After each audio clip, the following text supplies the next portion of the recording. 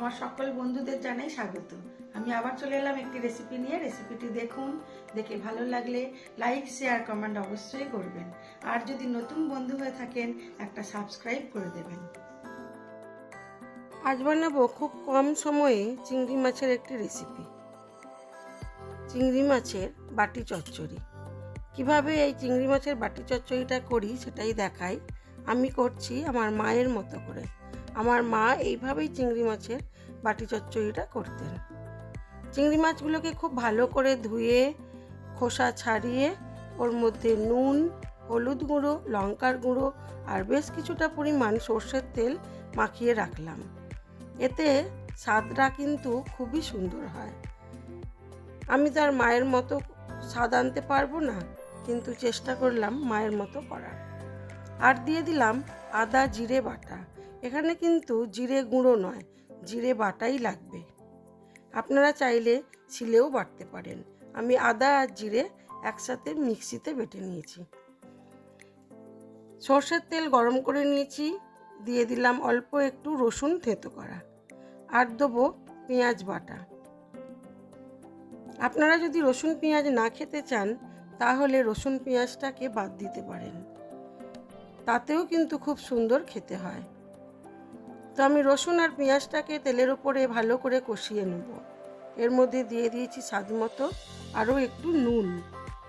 চিংড়ি মাছে নুন মাখিয়ে রেখেছিলাম, এখানেও আর একটু দিয়ে দিলাম।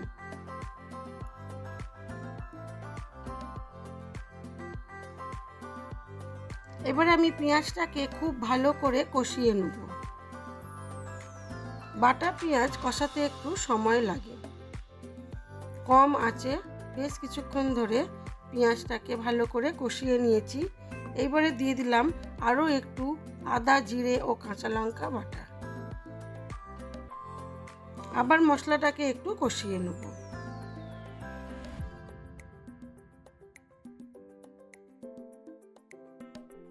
চিংড়ি মাছ তো আমার খুবই পছন্দের, আর এইভাবে চিংড়ি মাছ রান্না করলে আর কিছুই লাগে না, খেতে খুবই সুস্বাদু হয়।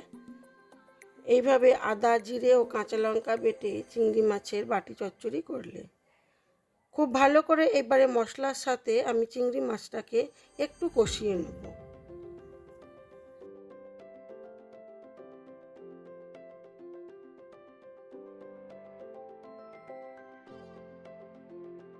রঙের জন্য আরও একটু লঙ্কার গুঁড়ো দিয়ে দিলাম। এইবারে এর মধ্যে দেবো মশলা বাটার জলটা। খুব কম পরিমাণ জলই এখানে দেবো।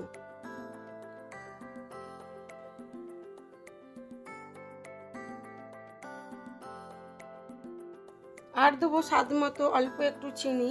এইবারে ঢাকা চাপা দিয়ে এটাকে হতে দেব বেশ কিছুক্ষণ কম আঁচে। হয়ে এসেছে আমার চিংড়ি মাছের বাটি চচ্চড়ি। আমি এইবারে এটাকে সার্ভ করে দেবো। তারপরে দেখাই চলুন আমার আজকের লাঞ্চ মেনুতে কি কি ছিল।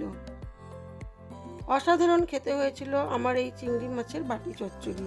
আপনারা অবশ্যই একবার এইভাবে বানিয়ে করে খেয়ে দেখবেন।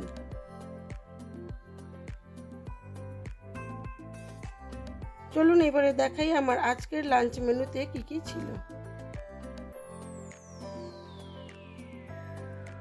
আমার আজকের লাঞ্চ মেনুতে ছিল সাদা ভাত, ঢ্যাঁড়স ও আলু ভাজা, ছিল টকের ডাল, আম দিয়ে মুসুর ডাল, আমের চাটনি, চিংড়ি মাছ ভাপা আর পাঁপড় ভাজা।